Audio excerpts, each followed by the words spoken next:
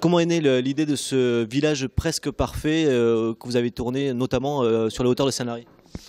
L'idée vient d'un producteur, Jamel Ben Salah, qui m'a proposé de travailler sur ce projet avec lui. Alors, vous connaissez plus comme documentariste. C'est votre premier film, je crois, en tant que cinéaste? Oui, j'ai fait pas mal de documentaires, puis même j'étais journaliste, mais la fiction, ça fait quand même pas mal d'années que j'en fais pour la télévision. Alors, quelle était la principale difficulté? Parce que tourner dans ce petit village, déjà, ça a dû aussi compliquer les conditions de tournage? Non, c'était très agréable de tourner dans les Pyrénées, il n'y a aucune difficulté.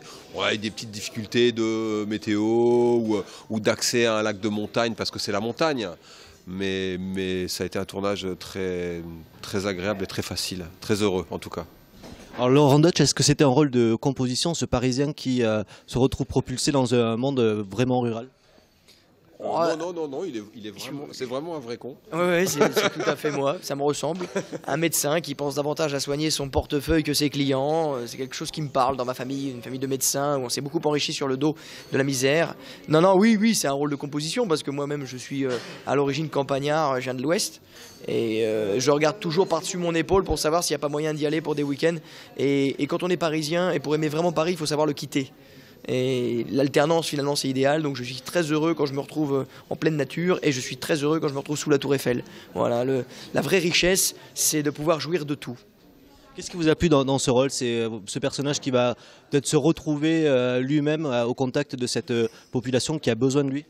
Oui, et puis c'est, alors au-delà du message, de montrer qu'il y a des choses qui sont un peu absurdes dans le monde dans lequel on vit aujourd'hui, à savoir certaines prérogatives européennes plus du tout connectées avec la réalité et l'ancrage territorial. Là, de voir qu'une usine fonctionne et elle va fermer juste parce qu'elle ne rentre pas dans les cases de Bruxelles, parce qu'il n'y a pas de médecin, c'est aussi aberrant et vaut mieux en rire pour ne pas en pleurer. Donc j'étais heureux de dénoncer un petit peu ça. Et puis après, c'est le principe de la comédie à la française où on plonge quelqu'un dans un milieu qui lui est totalement inconnu, il n'a pas du tout les codes, donc il se prend les pieds dans le tapis au bout de 2 minutes à la Pierre Richard et ça fait beaucoup rire. C'est à l'image de La Vérité si je mens ou même de Qu'est-ce qu'on a fait au bon Dieu, vous voyez ce genre de film où plonger quelqu'un dans un milieu qui lui est à la base hostile, mais finalement ça se termine par un beau mariage. Justement, il y a des acteurs aussi connus, mais il y a aussi tous les villageois d'Ollon qui ont participé au tournage. Pour eux, c'était aussi un monde inconnu, ce monde du cinéma. Ah oui, tout à fait, mais c'était un souhait que j'avais dès le début, c'était de faire participer. Il y avait pas mal de rôles, de petits rôles à trouver pour le film. Et moi, je tenais beaucoup à ce qu'on trouve des personnages alentour, au village et dans la vallée, pour simplement donner cette patine au film, pour que ça nourrisse les comédiens, pour que ça donne une ambiance, pour que ça donne un peu de réalisme à cette histoire. Hormis le fait qu'ils n'ont jamais réussi à jouer au cricket, comment s'est passée la relation comme ça avec ces villageois, ces acteurs amateurs? Oh ben ils ont tout donné. Et c'était une partie de rugby pour eux, quoi. Ils se sont livrés jusqu'à la 80e minute, quoi.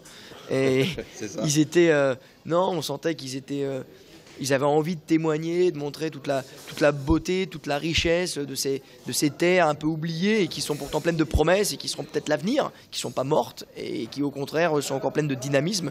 Donc ils ont pas épargné leurs efforts pour nous convaincre finalement de ce beau message qu'on délivre en montrant que la ruralité est pleine de vie et qu'elle est grouillante, qu'elle est vivante, qu'elle est pas du tout aussi en déshérence qu'on veut bien nous le prétendre, quoi. Qu'il y a des bonnes énergies et qu'ils sont là, ils ont été là en tout cas pour en être les premiers témoins et le meilleur exemple. Une dernière question à tous les deux, est-ce que ça vous a donné envie de revenir dans l'Haute Pyrénées, peut-être pas aussi de loin dans la montagne, mais dans notre département? Non, pas du tout. Pas du tout.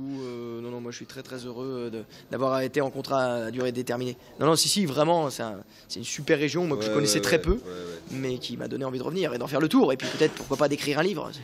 Attention, hein, moi, je vais quelque part, je m'installe. Hein. Il y a plein d'histoires ici à raconter, autant que dans les métros parisiens. Alors je me servirai pas du métro parce que là ce sera plus difficile, mais il y a peut-être des fils à tirer. Oui, forcément, oui. Moi j'ai très envie de revenir.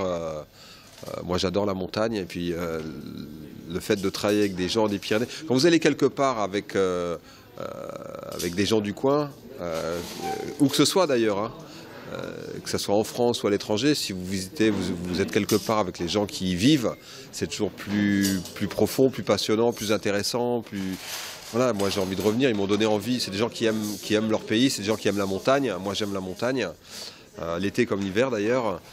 L'été c'est magnifique, on y a tourné, et l'hiver c'est la montagne et la neige. Mais l'été c'était sublime et j'ai très envie d'y revenir, oui.